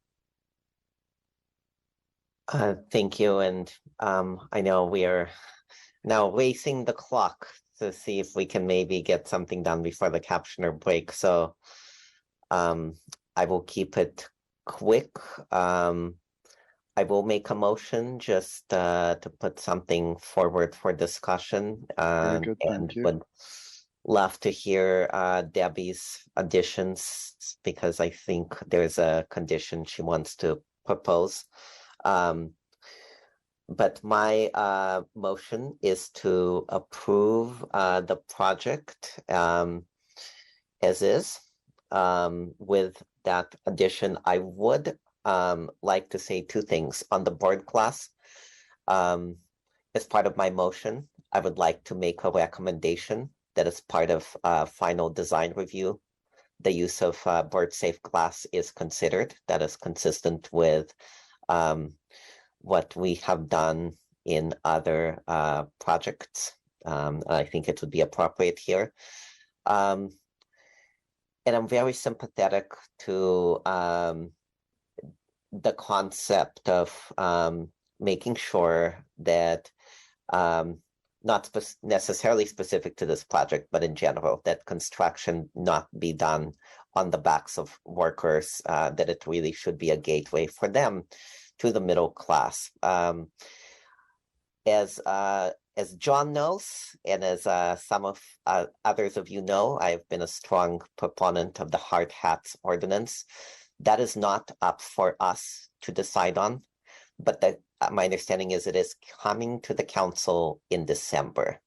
And so I will leave it up to legal minds brighter than my own, since I am not a legal mind to begin with, as to whether it would be applicable here with the timing of things.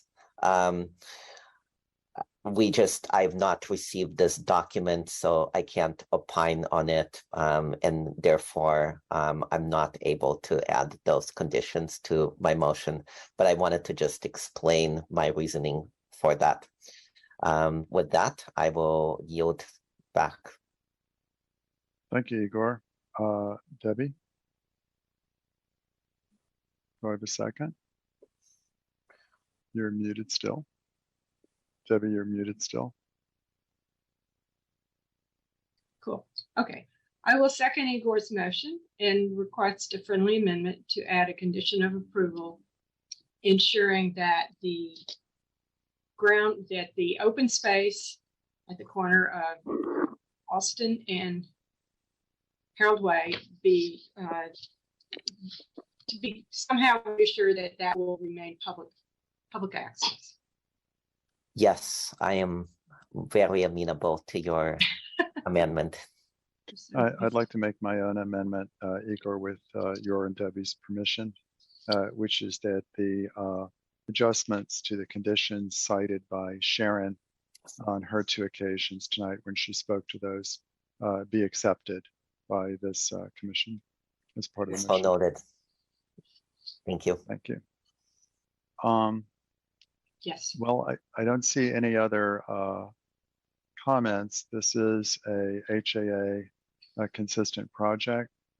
I'm sorry, we need to take a captioner's break. It's 9:01. Okay, 9 o'clock. Let's be back. Let's be back. How long does the break need to be, Samantha? Can we 10 do it? minutes. 10 minutes? CL in 10 minutes, and hopefully we can get this wrapped up and send you home.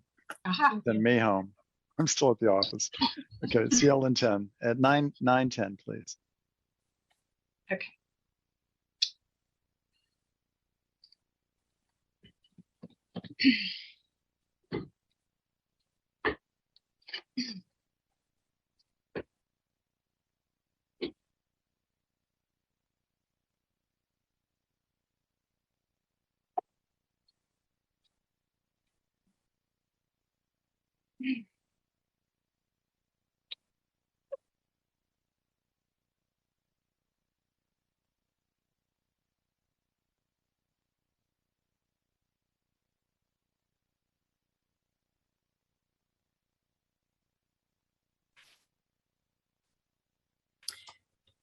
Hi, this is the captioner. The auto captions are on and they need to be blocked so that I can have my captions come up. I hope somebody can hear me. I can hear you. Yeah. Yeah, you need to turn off auto captions. It says. No, I don't see auto captions.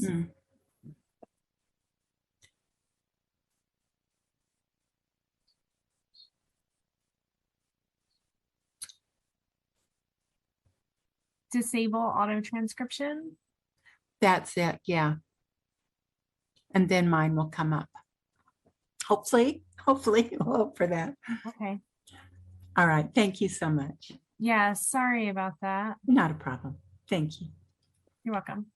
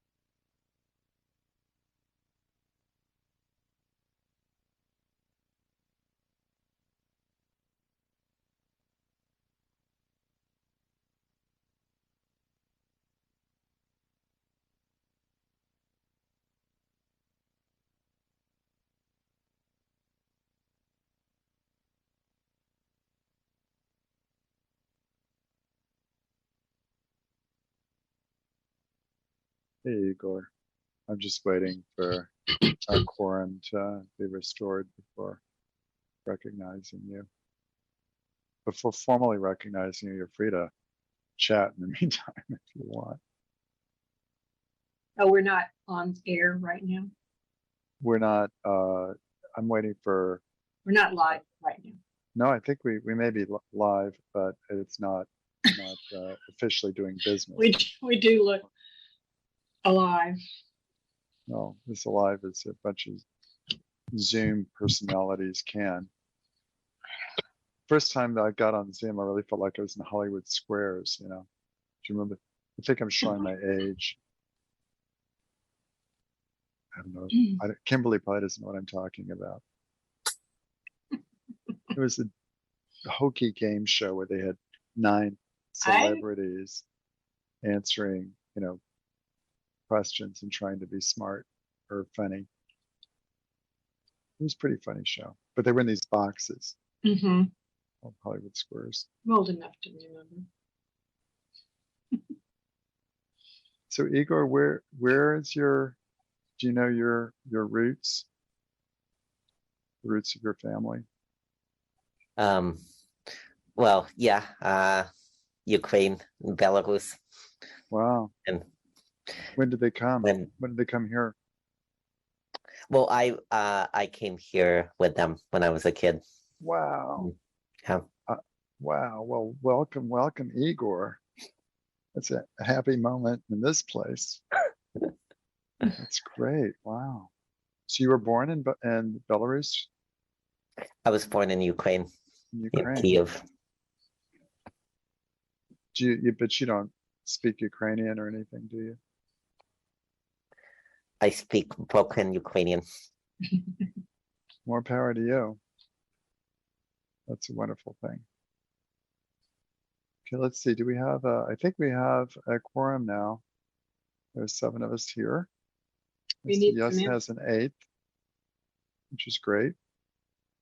And it's 9:12. So let's continue the discussion. I think I was just about to say that I would be voting for your motion, Igor, and that there have been 4 hearings on this building already. And this is 3 already. This is the 4th, and we need to reserve one for council. So we need to take action tonight, and I see no reason not to. So with that, I'd like to ask Samantha to call Samantha for a vote. Igor, unless you have another comment, yes. Yeah, I forgot to add. I think this is going to be a recommendation. I'm not sure if this is going for final design review, but to per Kelly's comment, consider another color palette than black stucco wall. Thank you. I would put that as a recommendation. Yeah, and while we're on the subject of recommendations, I'd like to recommend to the applicant that he consider bird protection measures. Obviously, he's already considering that, and if between now and final design review, he determines a methodology for bird safety that is available and workable, that this committee would support that finding at final design review. And I have one other comment, which is it's unthinkable to me that anybody would work on a construction site without health insurance. So we cannot regulate that. We don't have that legislative power. But I think I personally would be ashamed to be a developer who didn't provide or see to it that health insurance was provided for every individual working on a site. And Bill, you're a fine guy. I expect you to see to that. That is a comment, not part of the motion. However, the recommendation is part of this motion, if that's acceptable, Igor, to you and to Debbie. Yes. I heartily accept. Okie doke. Samantha?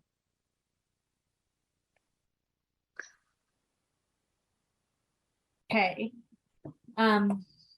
Hopefully I've gotten this right. The motion is to, I have my sticky notes. Good. We have a motion to adopt the EIR. We actually Yes. don't have a motion. Do we? You need to amend the We- motion. To the, I did make a motion. you did. Oh, Okay. Yeah, Should I- and should I the amend friendly it amendment to to adopt include the EIR. adopt the EIR? And the revised mitigation monitoring and reporting. And the revised MMD. Great. Thank you. I see a nod from the second, which I'll treat as a yes. Okay, so the motion is to adopt the EIR addendum and revised mitigation monitoring and reporting program and approve the use permit with the following changes. Conditions number 29, 30, and 34 will be moved to be required prior to the certificate of occupancy. The added condition that open space at Alston and Harold Way are open to the public. And then a recommendation that bird safe glass is considered at final DR, as well as bird safe measures, and to consider another color palette. Yes. That's it. Okay, and so board member Sanderson, Yes. Duffy, Yes. Thompson, Yes. Chair Khan, Yes. Kim, Yes. Gaffney, Yes. oops, and Trago. Trago. Yes. I knew I was going to get it wrong at least once tonight. Joey, I don't Here think. to he's- help. And Commissioner Kim, I believe, is. That all? Sorry? Did everyone vote? I voted yes. Oh, very good. I just didn't hear it. I'm sorry. No worries. Okay, great. It's unanimous. The use permit is approved with all the conventional limitations and conditions. And we can proceed with our final couple of items. We do have a few more items, reports from subcommittees. I think the only subcommittee right now that would be reporting is design review. And I and Kimberly Kimberly may have some comments to offer, but I wanted to let all this commission know that we had a unusual for us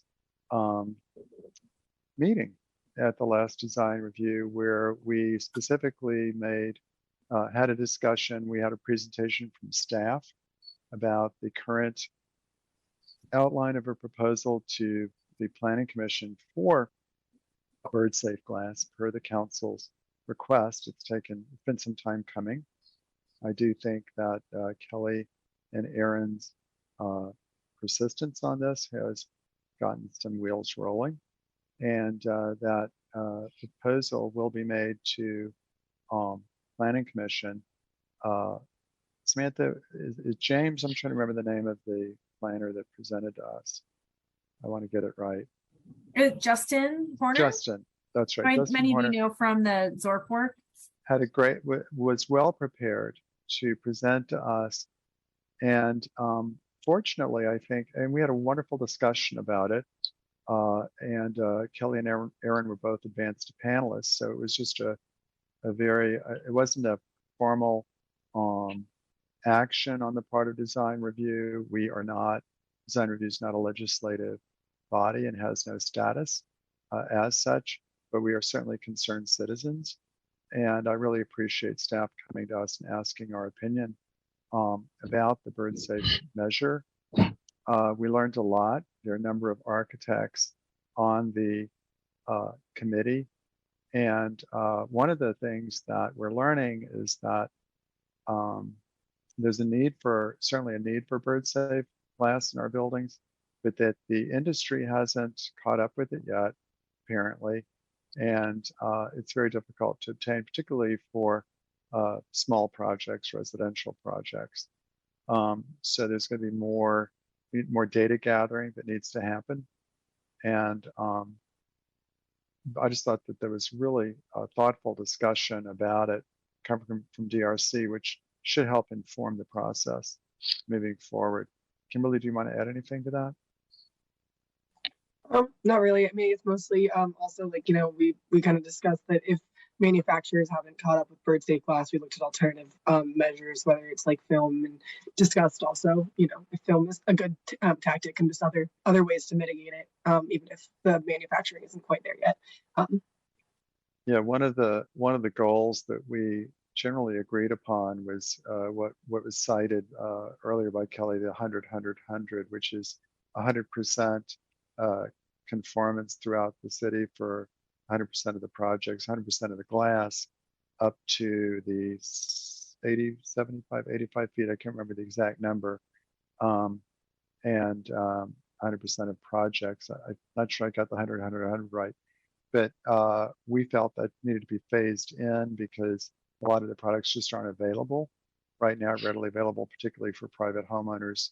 And we didn't want to dissuade homeowners from replacing windows that are currently not energy efficient. That's also a sustainable concern. So, you have to be thoughtful about well-intentioned legislation, that it doesn't have unintended consequences. And it was great having a really free and open discussion about it. So I just wanted to, make this commission aware that your subcommittee that reports this commission had taken an active role in the future of the city and making it a pioneer for legislation. One of the first cities, hopefully there'll be many more, all cities and counties looking after our avian associates.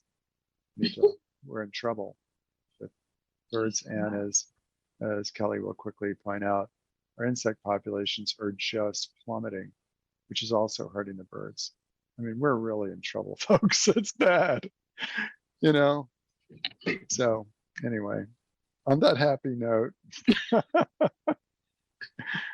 anyway, thank all of you for what you're doing to try to do your part and get some people taken care of. And we just got to do what we can do, right? So I think, do I have a motion for adjournment? I see your hand up, Igor. Regrettably, I am making this motion to adjourn in memory of former council member Ying Li. Oh, thank you for that, Igor. I appreciate that. I will second. Samantha? I am unmuted.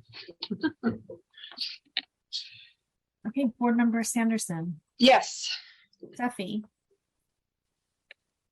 Yes. Thompson. Yes. Chair Khan. Yes. Kim. Yes. Gaffney. Yes. And Trigum. Yes.